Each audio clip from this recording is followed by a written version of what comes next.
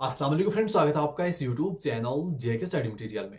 जेके board के जितने भी 11th क्लास के स्टूडेंट्स हैं, इस वीडियो में मैं आपको जो आपकी इंग्लिश है उसका reading comprehension, writing skill, grammar और जो आपका लिटरेचर है सब कुछ सिखाने वाला हूं। तो इस वीडियो को एंड तक देखना। तो इस वीडियो को देखने के बाद अगर आपकी इंग्लिश बहुत ज़्यादा वीक है तो आप खुद देख लेना अपने आप को, आपकी इंग्लिश सबसे स्ट्रांग बन जाएगी और आप अच्छा स्कोर करके पास हो जाओगे। तो इस वीडियो को एंड तक देखना। जेके बोर्ड्स के जितने भी 11th क्लास के स्टूडेंट्स हैं, इंग्लिश का एक फास्ट रिवीजन करते हैं, चाहे आपका रीडिंग कॉम्प्रिहेंशन हो, आपका राइटिंग स्किल एंड ग्रामर हो या फिर लिटरेचर हो। एक फास्ट रिवीजन कुछ टिप्स और ट्रिक्स के साथ, ताकि किसी को इंग्लिश बैक ना आए एंड जिनका बहुत ज़्यादा वीक है वो भी अच्छा स्कोर कर सकें।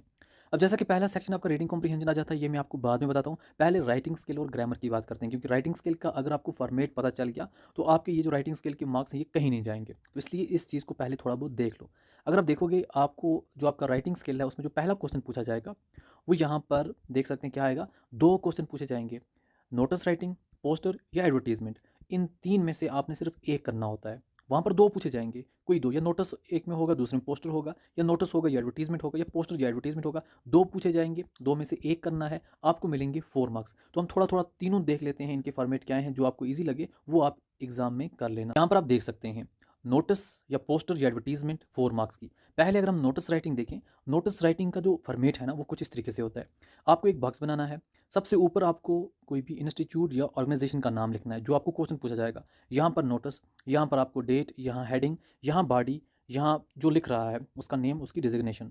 जैसा कि मेरे पास आपके लिए एक क्वेश्चन भी है, आपके अगर मॉडल पेपर में देखें वहाँ पर है health care hospital. Health care hospital सबसे ऊपर लिखना है, जैसे मैंने आपको बोला नेम ऑफ इंस्टीट्यूट या ऑर्गेनाइजेशन ऊपर आ जाएगा। यहाँ पर नोटिस लिखना है, यहाँ पर आपने डेट लिखनी है एंड यहाँ पर वेन्यू। डेट वही लिखना है जिस दिन आपका एग्जाम होगा। वेन्यू मैंने VSH ये HCH हेल्थ केयर हॉस्पिटल लिखा, शॉर्टकट में थोड़ा बहुत लिखा, पूरा लिख सकते हैं, क्योंकि अगर यहाँ पर डोनेशन चल रही है तो कहाँ चल रही है उसका वेन्यू भी होना चाहिए और उसके लिए डेट भी होनी चाहिए। यहाँ पर आपका यहाँ हेडिंग आ जाती है। हेडिंग मीन क्या है, ये आपको क्वेश्चन में मिल जाएगा, ऑर्गन डोनेशन अवेयरनेस कैंप। उसके बाद आपने थोड़ा बहुत बेसिक लिखना है, health care hospital is organising an organ donation camp to educate and encourage people to pledge for this noble cause. तो ऑर्गेनाइजर हेल्थ केयर हॉस्पिटल, ये आपका नोटिस बन के तैयार। बहुत ज़्यादा कुछ लिखने की ज़रूरत नहीं है, 4 मार्क्स का इतना लिखोगे इनफ है। फिर नेक्स्ट आपको पोस्टर राइटिंग पर कोई क्वेश्चन आ सकता है, या ऊपर आपको आएगा यहाँ पर जो आपका नोटिस राइटिंग है या फिर पोस्टर राइटिंग। पोस्टर राइटिंग में आपने एक छोटा सा पोस्टर बनाना होता है। जैसा कि अगर आपको पोस्टर राइटिंग में से नो टू एल्कोहल आ गया तो आपने एल्कोहल की एक बोतल बनानी है। मुझे यहाँ पर बोतल पूरी बनी नहीं, तो उस बोतल को बना के यहाँ पर कैंसिल कर देना। वाई शुड यू से नो। हाँ, मतलब यहाँ पर हमने पता ना अल्कोहल्स के कुछ हार्म्स, जैसा harms your liver, brain, weaken immunity, affects career, join the movement, say no to alcohol today. तो ये बन गया पोस्टर, आपका बॉक्स में डाला, बन गया पोस्टर, बन के तैयार हो गया। फिर आपकी एडवर्टीजमेंट राइटिंग तो आ जाती है। अब तीनों में से आपको सिर्फ एक करनी है। एडवर्टीजमेंट राइटिंग जैसा कि या तो आपको हो सकती है सिचुएशन वांटेड या सिचुएशन वैकेंट। अब वांटेड में क्या होता है कि कोई बंदा कोई यहाँ पर बोलेगा, फॉर एग्जाम्पल एक आपको बोला जा रहा है, आप एक स्टूडेंट हो, आपने बीटेक किया है, तो आप न्यूज़पेपर में एक यहाँ पर एडवर्टीजमेंट दो कि आपको यहाँ पर एक जॉब की ज़रूरत है। तो आपने लिखना है कि मैं एक बीटेक ग्रेजुएट हूँ, 3 साल का मुझे एक्सपीरियंस है कश्मीर यूनिवर्सिटी में, तो मैं एक असिस्टेंट प्रोफेसर की जॉब की ज़रूरत है। तो जो भी इंटरेस्टेड इंस्टीट्यूट्स हैं वो मुझे कॉन्टैक्ट कर सकते हैं। ऊपर लिखा सिचुएशन वांटेड। अब दूसरा वैकेंट आ जाता है। तो वैकेंट कहाँ लिखना होता है, कोई इंस्टीट्यूट है उसमें किसी टीचर की किसी भी, चाहे इंस्टीट्यूट कोई भी इंस्टीट्यूट है, उसमें किसी भी पोस्ट की कोई वैकेंसी है, वो लिखेंगे हमें ABC इंस्टीट्यूट है, हमें मैथ टीचर की ज़रूरत है, हमें लाइब्रेरियन की ज़रूरत है, हमें किसी भी चीज़ की ज़रूरत है, हमें अकाउंटेंट की ज़रूरत है, बट उसके पास 2 साल का एक्सपीरियंस होना चाहिए। जो भी इंटरेस्टेड कैंडिडेट्स हैं अपना रेज्यूम इस मेल पे सेंड करें 15 मार्च से पहले पहले। ये यहाँ पर हो गया, ये भी हो गया, ये भी हो गया। ये 2 तरह की एडवर्टीजमेंट आ जाती हैं। फिर कभी आपको एडवर्टीजमेंट लिखनी पड़ती है लॉस्ट ऑफ फाउंड। मतलब अगर आपको कोई चीज़ गुम हुई है, आपने एडवर्टीजमेंट लिखनी है तो ऊपर लॉस्ट लिखना है, ठीक है। अगर आपको कोई चीज़ मिली है तो आपने मतलब बताना है एज अ यहाँ पर एडवर्टीजमेंट कि मुझे कोई चीज़ मिली, यहाँ पर ऊपर फाउंड लिखना है, फिर नीचे लिख देना है कि मुझे ये चीज़ यहाँ से मिली है, जो भी इंटरेस्टेड बंदा है वो मुझे इस नंबर पर कॉन्टैक्ट करे। तो ये चीज़ें, तो ये क्वेश्चंस आपको ऑलरेडी दिया होता है, उसमें जगह का नाम दिया जाता है, क्या चीज़ यहाँ पर आपको मिली है या गुम हुई है वो सब दी होती है। तो इस तरीके से आपने एडवर्टीजमेंट राइटिंग लिखनी होती है। फिर यहाँ पर नेक्स्ट क्वेश्चन आपको आता है लेटर राइटिंग, जो आपको 6 मार्क्स का बनता है। लेटर राइटिंग 6 मार्क्स का। अब यहाँ पर जो लेटर राइटिंग है ये आपको कौन सी होती है, या बिजनेस होती है या ऑफिशियल होती है। तो जो आपको यहाँ पर अनऑफिशियल कोई नहीं होती है, मतलब ऐसी लेटर आपको कोई नहीं आएगी कि अपने फ्रेंड को लिखो, अपने फैमिली मेम्बर को लिखो, ऐसा कुछ नहीं होगा। या तो बिजनेस होंगी या ऑफिशियल लेटर होंगी। अब जैसा कि कोई इंक्वायरी आपने बनानी है, मतलब बिजनेस के रिलेटेड कोई इंक्वायरी है, वो जैसा कि आपको बोला जाएगा, you are Ali Khan, manager of Star Enterprises Jammu, write a letter to MS Global Electronic inquiring about the availability and price list of office computer. या आपको आएगा आपने कंप्लेंट कोई रजिस्टर करनी है, किसी भी आप बंदे के अगेंस्ट किसी को भी आप कंप्लेंट कर सकते हैं। तो ये बिजनेस के यहाँ पर रिलेटेड बात करूँ। या asking for and giving information, किसी के लिए इन्फॉर्मेशन मांग रहे हो या दे रहे हो, कोई ऑर्डर प्लेस कर रहे हो या कोई रिप्लाई कर रहे हो।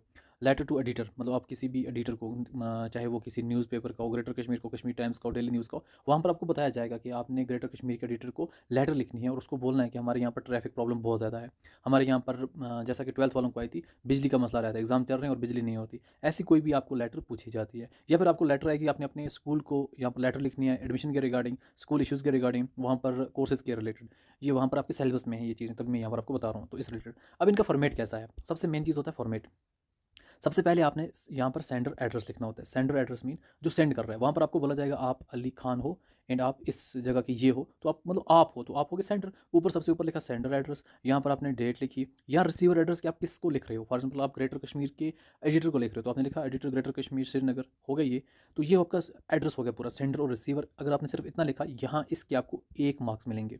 फिर आपने यहाँ पर सब्जेक्ट लिखा, सब्जेक्ट आपको वहाँ क्वेश्चन में मेंशन होता है कि आपने क्या लिखना है, किसको लिखना है, वही यहाँ पर आपका सब्जेक्ट बन जाता है। फिर आपने यहाँ पर लिखना है डियर सर या मैम जो भी है, तो यहाँ इसके लिखने के भी आपको 1 मार्क्स और मिल जाएगा। यहाँ तक आप हो गए 2 मार्क्स। फिर आपकी यहाँ पर आ जाती है बॉडी।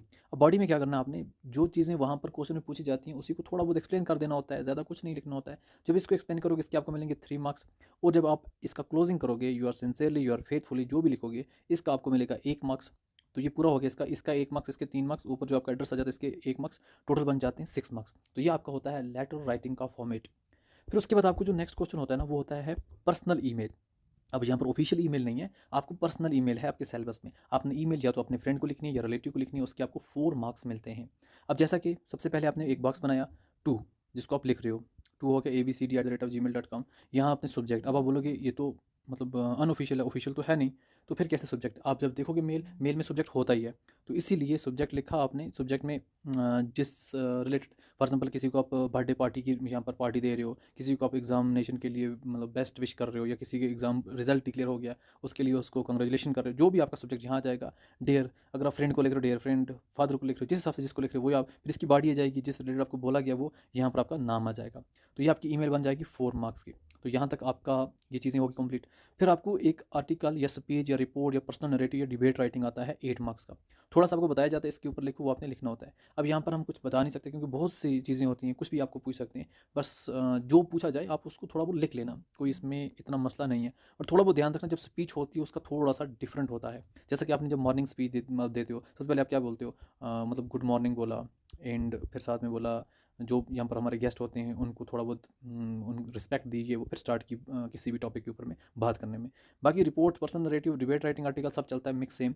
तो उसको इसी तरीके से कोशिश करना, यहाँ पर आपको मिलेंगे 8 मार्क्स। तो ये आपका हो गया राइटिंग स्किल। अब हम देखते हैं थोड़ा बहुत ग्रामर। हम ग्रामर देखें, ग्रामर में आपको एक पैसेज दी जाती है जिसमें आपको कुछ यहाँ पर एरर होते हैं, जैसा कि आपको डिटरमाइनर होते हैं, टेंसेस होते हैं, पंक्चुएशंस होते हैं, मॉडल्स होते हैं, कंजक्शंस होते हैं, प्रीपोजिशन होते हैं। टोटल 8 आइटम्स होते हैं, हर किसी का आपको 1 मार्क्स मिलेगा, टोटल 8 मार्क्स बनते हैं। जैसा कि मैं आपको दिखाता हूँ किस तरीके से पूछे जाते हैं। जैसे कि यहाँ पर आपको ये यहाँ पर पूरी एक पैसेज दी जाती है, इसमें टोटल 8 एरर्स होते हैं, 1 2 3 4 5 6 7 8। अब इनमें क्या कुछ भरना है, वही जैसा मैंने आपको बोला, जो जो मतलब मैंने पॉइंट्स आपको अभी बताए। डिटरमाइनर हो सकता है, टेंसेस हो सकते हैं, पंक्चुएशंस हो सकता है, मॉडल हो सकते हैं, कंजक्शन हो सकता है, प्रीपोजिशन हो सकता है, ये सब कुछ हो सकते हैं। इसके आपको 8 मार्क्स मिलते हैं। यही आपने पॉइंट्स, यही चीज़ें आपने उस पैसेज में फिल करनी होती हैं। जैसे कि यहाँ पर ये पैसेज मैंने आपको बताई, यहाँ पर फिल करनी होती है। थोड़ा बहुत देख लो ग्रामर का पोर्शन किस तरीके से करना होता है। तो आपको मॉडल्स भी होते हैं, जैसा कि मेन आपकी important can, could, may, shall, would, should, must. अगर हम इनको एक्सप्लेन करें, देखो किन बहुत जगह यूज़ होता है, बट जो इंपॉर्टेंट आपके लिए है, जो आपके एग्जाम में आ सकता है, वो सिर्फ मेन है।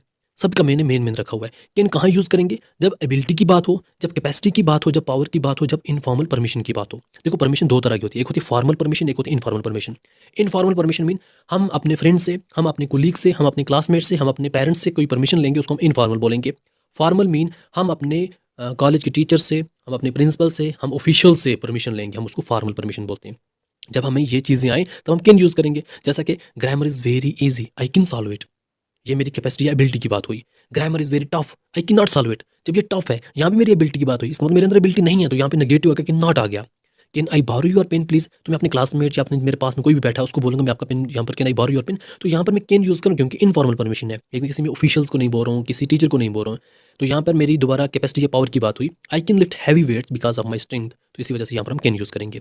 कुड कहाँ यूज़ करेंगे, कुड हम पास्ट ऑफ किन, जहाँ हमें किन हो, किन की बात चल रही हो, किन की बात मीन कैपेसिटी की, पावर की, एबिलिटी की, बट वो पास्ट की बात हो, तो यहाँ पर हम कुड यूज़ करेंगे। जैसा कि when I was younger I could run very fast, यहाँ पर मैंने अपने यहाँ पर कैपेसिटी की बात की, एबिलिटी की बात की, बट कब की जब मैं छोटा था। तो यहाँ जब मैं छोटा था तो मैं पास्ट की बात है, तो मैं यहाँ पे कुड यूज़ करूँगा।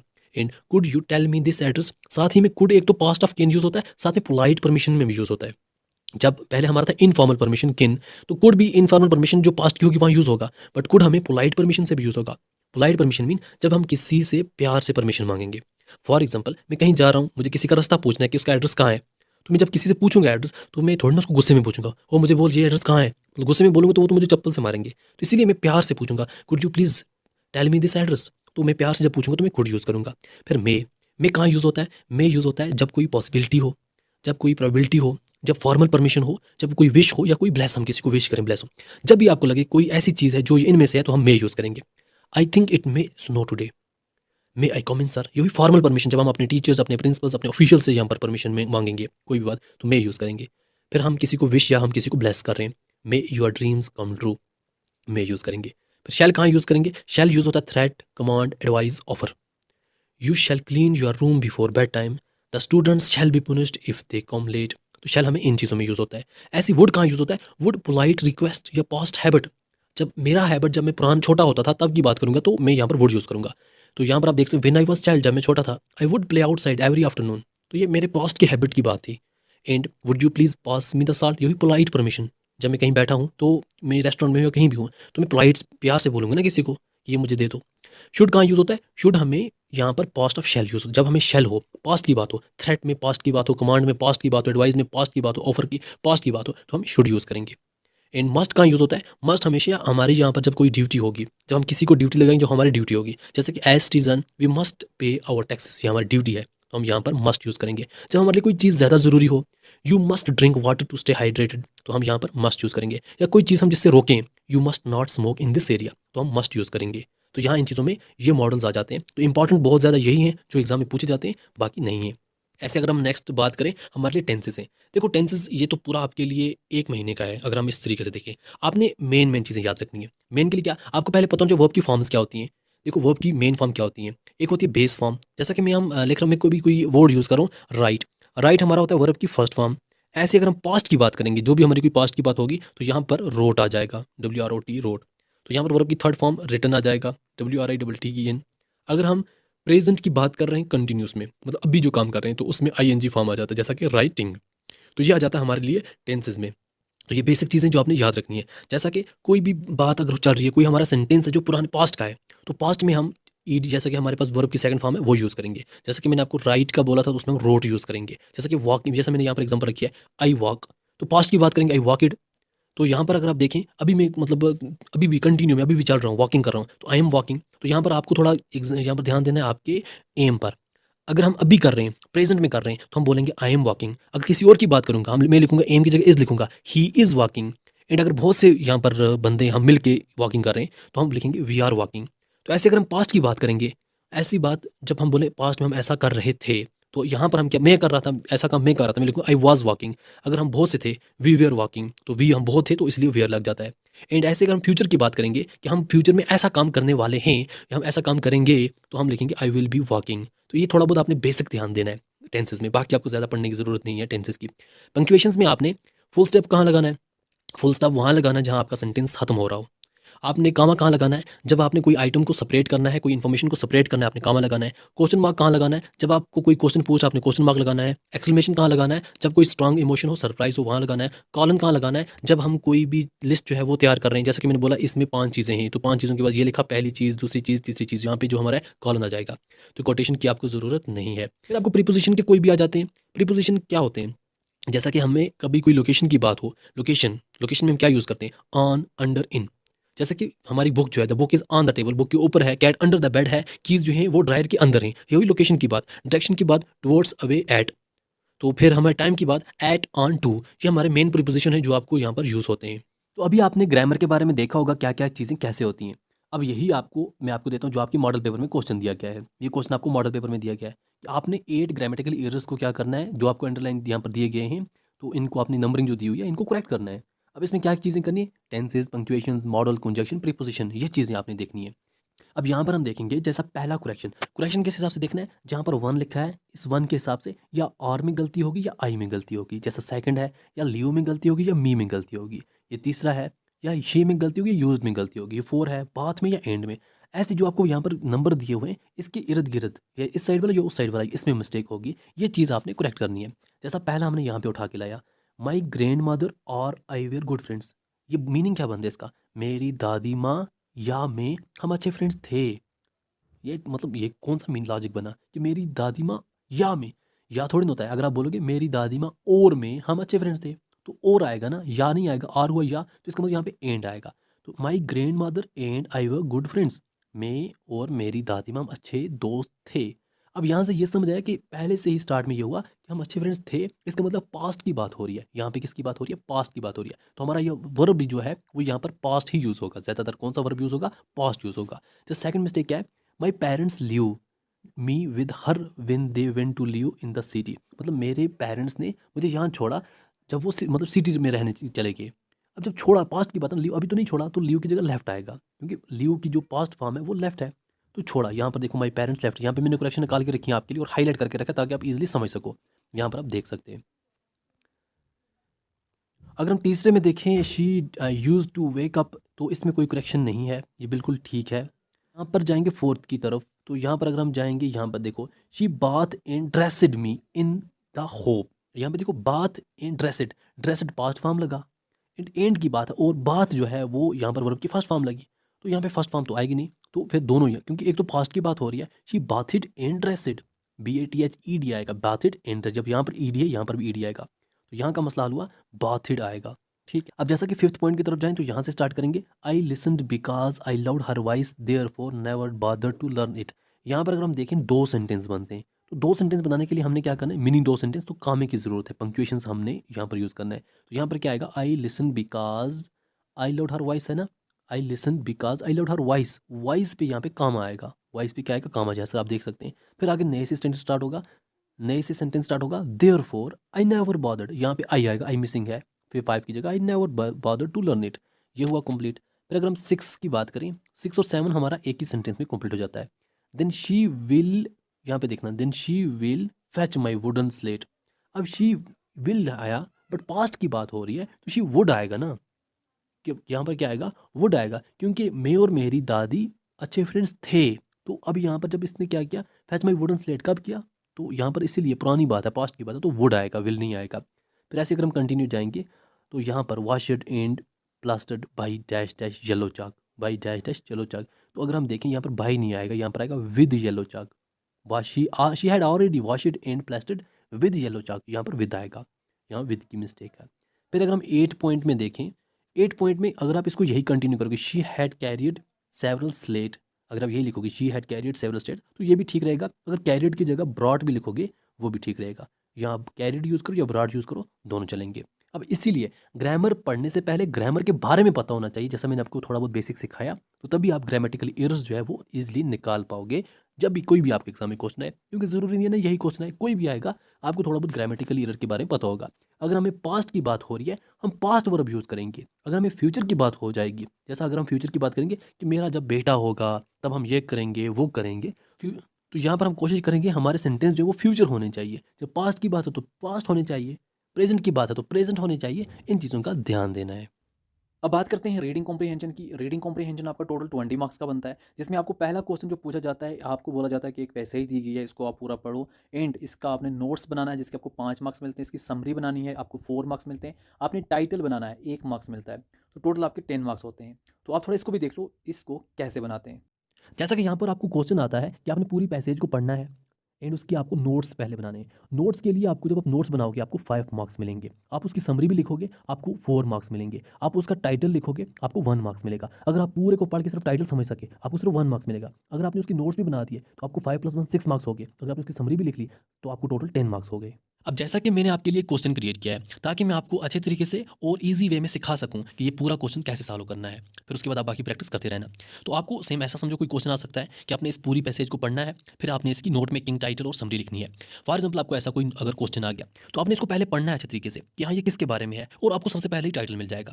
जब आप इसको पढ़ोगे, जैसे मैंने इसको यहाँ पर थोड़ा बहुत पढ़ा कि अर्थ के बारे में लिखा है कि अर्थ जो है वो 5th लार्जेस्ट प्लैनेट है सोलर सिस्टम का, और ये जो अर्थ है ये यहाँ पर जुपिटर, सैटर्न, यूरेनस और नेपच्यून से छोटा है और बड़ा किससे है? मरकरी, मार्स, वेनस से बड़ा है और इस अर्थ में 71% वाटर है। अब ऐसी-ऐसी चीज़ें आपने यहाँ पर पढ़नी है और जो-जो पॉइंट आपको ईज़ी लगें उनको आपने टिक कर लेना है। जैसे यहाँ पर टिक किया, अच्छा 71% वाटर है, चलो ठीक है। एंड आपने यहाँ पर देखा अच्छा इसमें ये जो है रन करता है, स्पिन होता है नॉर्थ पोल से साउथ पोल तक। चलो ये पॉइंट मुझे मिल गया। हाँ, इसको जो रोटेशन में टाइम लगता है वो 23.934 आवर लगते हैं। अच्छा यहाँ पर इसको ऑर्बिट में रिवॉल्व होने में 365.26 डेज़ लगते हैं। तो ऐसे-ऐसे आपने थोड़ा बहुत समझना है। फिर अच्छा यहाँ पर हमें एक और चीज़ मिल गई कि अर्थ जो है वो फॉर्म कब हुई है, कब बनी है? तो हम बोलेंगे वो 4.6 बिलियन ईयर एगो बनी है। अच्छा जब सन भी बना तब भी सन भी वो है फॉर्म हुआ था। ऐसे-ऐसे पॉइंट को आपने टिक करके रखना है। इन्हीं पॉइंट से आपने नोट मेकिंग, समरी और सब कुछ ढूँढना है। देखो हमें जो पैसेज दी जाएगी हमने उसको केयरफुली पढ़ना है जैसे मैंने आपको बोला और मेन पॉइंट्स को हमने टिक लगाना है जैसे मैंने आपको समझाया कि कैसे-कैसे टिक लगाना है। एंड उसके बाद हमें सबसे पहले टाइटल मिलेगा, हम यहाँ पर टाइटल लिखेंगे। अब टाइटल हमें जो मिला जैसा हमें सोलर सिस्टम एंड अर्थ, तो अगर आपको सिर्फ अर्थ समझ आए तो आप द अर्थ भी लिख सकते हो टाइटल, जो आपको समझ आए आप वही लिखो, आपको फुल मार्क्स मिलेंगे। ज़रूरी नहीं है कि सबका सेम हो टाइटल। तो आपको यहाँ पर जब टाइटल लिखा उसके बाद आपने यहाँ पर नोट मेकिंग करनी है। नोट मेकिंग में आपने यहाँ पर फुल सेंटेंस को नहीं लिखना है, पूरा सेंटेंस एक्सप्लेन नहीं करना है एंड यहाँ पर आपने एब्रीविएशंस का भी यूज़ करना है, मतलब शॉर्टकट। जैसे यहाँ पर एनपी मैंने यूज़ किया नॉर्थ पोल की जगह, एंड की जगह हमने ये शॉर्ट इसका यूज़ किया, ऐसे टाइम की जगह TYM यूज़ कर दिया, जैसा मिस्टर की जगह MR यूज़ कर दिया। तो यहाँ पर एब्रीविएशंस का आपने इस हिसाब से यूज़ करना है। और जैसा मैं आपको यहाँ पर बताता हूँ कि आपने जैसा टाइटल लिखा, अब इसका जो मेन पॉइंट है, जैसे वन जो है इसका मेन पॉइंट वन, इसका main point the earth position. सबसे पहले हमने ऊपर क्या समझाया? द अर्थ पोजीशन, जिसको हमने टिक लगाया था। अब हमने इसकी जो सब पॉइंट हैं यहाँ तक, ये पूरे हमने यहाँ पर क्या लिखने? अर्थ की पोजीशन ही एक्सप्लेन करनी है। जो इसका मेन पॉइंट लिखा उसी को हमने थोड़ा-थोड़ा करके एक्सप्लेन करना है। जैसा कि इसका अर्थ पोजीशन क्या था? पहला 1 था, तो 1.1 क्या बना? 5th लार्जेस्ट प्लैनेट था। फिर 1.2 में हमें क्या समझा? इसका साइज़। तो साइज़ के अब डिफरेंट सब पॉइंट बने। साइज़ था, अब साइज़ को थोड़ा अलग-अलग हमने एक्सप्लेन किया। 1.2.1 में हमने लिखा कि ये जुपिटर और नेपच्यून से छोटा है। एंड सेकंड 1.2.2 में लिखा मरकरी, मार्स और वेनस से बड़ा है। अब इसका साइज़ भी हो गया। अब इसी का हम पोजीशन लिख रहे हैं, तो अर्थ में यहाँ पर 71% वाटर है, ये इसका अर्थ पोजीशन में 1.3 पॉइंट है। अब जैसे ये कंप्लीट हुआ, अब हम सेकंड पॉइंट उठाएंगे। अब हमने उसका जब नोट ऊपर पढ़ा था, हमने जब पैसेज पढ़ी थी, तो हमें इसके मूवमेंट ऑन एक्सिस के बारे में लिखा। Second point movement on axis. जब मूवमेंट ऑन एक्सिस लिखा तो इसी के पॉइंट को हमने एक्सप्लेन करना है। जैसा पहला 2.1 हमने क्या लिखा? Run from NP to SP। NP to SP का मतलब नॉर्थ पोल से साउथ पोल यहाँ पर रन करता है। 2.2 इसका पॉइंट क्या लिखा मूवमेंट ऑन एक्सिस का? कि इसको 23.934 आवर लगते हैं रोटेट करने में। फिर इसी का हमने 2.3 पॉइंट क्या लिखा? 365.26 डेज लगते हैं रिवॉल्व करने में। अब ये मूवमेंट ऑन एक्सिस का भी पॉइंट खत्म हो गया। अब हमें तीसरा पॉइंट समझ आया, अर्थ फॉर्मेट कि अर्थ बनी कब। अब इसी का 3.1 हमने लिखा कि 4.6 billion year ago. And second हमने लिखा कि अब इसी के हम एक्सप्लेन उसी को कर रहे हैं जो हमने ऊपर लिखा अर्थ फॉर्म, तो हम लिखेंगे format same time as the sun. जब सन जहाँ पर फॉर्म हुआ तब अर्थ भी फॉर्म हुई। अब यहाँ पर एब्रीविएशन में TYM यूज़ किया, तो जब भी आप एब्रीविएशन यूज़ करो उसके बाद आप एक पॉइंट भी डालना, बट मुझे यहाँ पर TYM की बात भूल गया है। जब आपकी यहाँ पर नोट मेकिंग कंप्लीट हो जाएगी अच्छे तरीके से, तो फिर आपने जो एब्रीविएशंस यूज़ किए हैं वो यहाँ पे आपने एक्सप्लेन करनी है। जैसा कि मैंने एंड को ये यूज़ किया था, अब इसको लिखा मैंने is equal to and. ETC को मैंने अब एक्स्ट्रा लिखा, यहाँ पर किया एक्सप्लेन। NP यूज़ किया था तो नॉर्थ पोल, SP यूज़ किया तो साउथ पोल, TYM यूज़ किया तो टाइम। तो जो भी एब्रीविएशंस ऊपर यूज़ करेंगे उनको हम यहाँ पर एक्सप्लेन भी करेंगे। फिर बारी आती है हमारी समरी की, क्योंकि अभी तक हमारे 6 मार्क्स कंप्लीट हो गए। 5 मार्क्स हमारे यहाँ पर जो हमने नोट मेकिंग की, 1 मार्क्स हमें टाइटल का, 6 मार्क्स हमारे कंप्लीट हो गए। 4 मार्क्स हमें अभी और लेने हैं जो हमारी समरी के हैं। तो आपकी जो समरी है, अब समरी के लिए आपने पैसेज दोबारा नहीं पढ़नी है। समरी सिर्फ आपको ज़्यादा से ज़्यादा 50 वर्ड तक की होनी चाहिए, उससे ज़्यादा नहीं। अब समरी जो आपने बनानी है वो आपने नोट्स की बनानी है। जो आपने नोट लिखे ना, इन्हीं को अच्छे तरीके से आप एक्सप्लेन करोगे, वो आपकी समरी बन जाएगी। अर्थ पोजीशन से लेकर कितना पानी है, मूवमेंट कहाँ है, यही चीज़ें आपने अब अच्छे तरीके से एक्सप्लेन करनी है। समरी के लिए आपने ऊपर समरी लिखो तभी ठीक है, ना भी लिखो तभी ठीक है। फिर आपने यहाँ पर टाइटल लिखना है, जैसे solar system and the earth. फिर आपने समरी को यहाँ पे एक्सप्लेन करना है, जो जो मैंने यहाँ पर ऊपर नोट्स मेकिंग में लिखा था, जो जो पॉइंट लिखे थे उन पॉइंट्स मैंने एक्सप्लेन किया। Earth is 5th largest planet in the solar system, 71% of the earth surface is covered in water. ऐसे ऐसे हमने यहाँ पर लिखा। फिर हमने रिवॉल्व के बारे में लिखा, इसको 365.26 डेज लगते हैं। रोटेट के बारे में लिखा 23.934 आवर लगते हैं। ऐसे ऐसे हमने लिखा कि अर्थ फॉर्म कब हुआ, तो ये यहाँ पर 4.6 बिलियन ईयर एगो हुआ, जब दोनों यहाँ पर सन भी तभी हुआ। तो ऐसे ऐसे हमने इसकी समरी बना दी। तो ऐसे आपके 10 मार्क्स कंप्लीट हो जाते हैं। तो ये थी आपके लिए नोट मेकिंग, समरी और आपका टाइटल निकालना। क्वेश्चन नंबर 1 आपकी इंग्लिश। नेक्स्ट क्वेश्चन आपको आता है, आपको पैसेज दी जाती है, इसको पढ़ना होता है। फिर इस पैसेज को पढ़ने के बाद आपको एट द एंड 10 क्वेश्चंस दिए जाते हैं। इन क्वेश्चंस को आपने यहाँ पढ़ना है, ऊपर देखना है क्या कुछ कहाँ पे है, उसी हिसाब से आपने यहाँ पर आंसर्स करना होता है। ज़्यादातर फिल इन द ब्लैंक्स या MCQs ही होते हैं, ये चीज़ें आपने यहाँ पर फिल करनी होती हैं। बीच में कोई ऐसे क्वेश्चन पूछ जाते हैं, बट सबके आंसर आपको ऊपर पैसेज में ही मिल जाएंगे। तो यहाँ से आपको मिल जाएंगे 10 मार्क्स और 20 मार्क्स आपके हो गए रीडिंग कॉम्प्रीहेंशन के, 30 मार्क्स आपके हो गए राइटिंग स्किल और ग्रामर के, टोटल बन गए 50 मार्क्स। 80 मार्क्स आपको टेक्स्ट बुक के होते हैं, जिसको हम लिटरेचर बोलते हैं, जो आपको यहाँ पर 30 मार्क्स टोटल बनते हैं। आपको किस हिसाब से पूछ जाते हैं? ये तो पोइम का सबसे आसान होता है। आपको पहला आपको जैसे कि कोई भी एक्सट्रैक्ट दिया जाता है पोइम से, बोला जाता है आप इस चीज़ को क्या करो, थोड़ा बहुत पढ़ो। एंड फिर उसके बाद आपने इनके आंसर करने हैं। जैसा कि ये 4 दिए जाते हैं, आपने जब इनके आंसर करोगे 4 का तो आपको यहाँ पर 4 मार्क्स मिल जाएंगे। जैसा कि आपने इस पोइम को देखा, अब यहाँ पर बोला जाएगा ये पोइम कौन सी है एंड इसको लिखने वाला कौन सा है, बंदा है। तो आप इस हिसाब से जो भी आपकी पोइम्स है थोड़ा बहुत देख के रखो, कौन सी पोइम का नाम क्या है एंड इसको लिखने वाला कौन बंदा है। फिर ऐसे ऐसे ये क्वेश्चंस आपको यहाँ पर बोले गए हैं, आपने यहाँ पर इनको समझना है और आंसर निकालना है। फिर उसके बाद आपको बी पार्ट जो है वो दिया जाता है एंड इसमें आपको क्या होता है, जैसा कि आंसर 2 ऑफ द फॉलोइंग, जैसा कि यहाँ पर कितने दिए गए हैं, 3 दिए गए हैं, आपने आंसर कितनों का करना है, सिर्फ और सिर्फ 2 का करना है। अब ये भी आपको पॉइंट से दिए जाते हैं, आपने 2 का आंसर करना होता है। फिर आपको यहाँ पर दिए जाते हैं क्वेश्चन, जैसा कि ये थोड़ा मैं आपको बताता हूँ, जैसा कि ये क्वेश्चन, अब यहाँ पर ये जो क्वेश्चन आपको होते हैं 3 out of 5 short and step question आपको दिए जाते हैं। टोटल 5 क्वेश्चन आपने करने होते हैं, 3 क्वेश्चन होते कहाँ से, जो आपकी हॉर्नबिल बुक है उससे पूछे जाते हैं, और वो भी प्रोज लेसन से। प्रोज लेसन जो भी हॉर्नबिल में हैं उसके प्रोज लेसन में से 3 क्वेश्चन करने होते हैं, 5 पूछे जाते हैं। ये वाले जो क्वेश्चन है कहाँ से आ गए, हॉर्नबिल के प्रोज, हॉर्नबिल की प्रोज से 5 पूछे जाते हैं, 3 करने होते हैं और यहाँ से मिलते हैं 9 मार्क्स। फिर ये वाला क्वेश्चन जो आता है, तो जैसा यहाँ पर आप देख सकते हैं ये क्वेश्चन, तो यहाँ पर आपको 2 लॉन्ग क्वेश्चन पूछे जाते हैं, आपने एक करना होता है, जो आपकी स्नैपशॉट बुक है उसके जो प्रोज वाले लेसन हैं वहाँ से। तो आपने क्या करना है, स्नैपशॉट के जो भी स्नैप शॉट्स के जो भी प्रोज वाले लेसन हैं उनके पैसेज याद करके रखो, समरी याद करके रखो बस। तो वहाँ पर जो भी क्वेश्चन आएगा समरी डालो, 6 मार्क्स बन जाएंगे। फिर आपको जो लॉन्ग क्वेश्चन में एक क्वेश्चन और आता है जो आपकी प्ले है वहाँ से, तो प्ले 2 क्वेश्चन पूछ जाते हैं, 2 में से एक करना होता है, या तो कोई कैरेक्टर के बारे में पूछा जाता है, या फिर सेटिंग प्लॉट, या फिर literacy devices something critical thinking. देखो अगर आपने जो आपका प्ले है उसकी समरी याद की है, अगर वहाँ पर आपको सेटिंग प्लॉट क्रिटिकल थिंकिंग कोई भी क्वेश्चन है तो आप उसकी समरी लिख सकते हैं। वैसे भी 2 क्वेश्चन पूछ जाते हैं, एक ही आप समरी भी अगर याद करोगे तब भी आपको मार्क्स मिल जाएंगे। तो आपके लिए शॉर्ट ट्रिक यही है, स्नैपशॉट के जो भी आपके लेसन्स हैं एक किसी लेसन को स्किप कर देना, बाकी लेसन्स की समरी याद करके जा सकते हो। वहाँ पर जो क्वेश्चन भी पूछा गया उसकी समरी लिखोगे तभी आपको 6 मार्क्स मिल जाएंगे। प्ले की समरी याद करके जो यहाँ से 5 मार्क्स मिल जाएंगे, तो 11 मार्क्स आपके यहाँ से ही बन जाएंगे। बाकी थोड़ा बहुत आपको पता ही है, थोड़ा थोड़ा मुश्किल ही है उस हिसाब से। तो ये क्योंकि पोइम आ जाती है, पोइम में थोड़ा ज़्यादा खिचड़ी बन जाती है, या हॉर्नबिल के बहुत से प्रोज और लेसन हैं, अगर आपको ऑलरेडी याद है तो कोई मसला नहीं है। तो ये आपकी है इंग्लिश लास्ट मिनट्स प्रिपरेशन। तो इस वीडियो से आई होप आपको बहुत फ़ायदा मिलेगा, तो इस वीडियो को अपने बाकी फ्रेंड्स तक भी शेयर कर देना।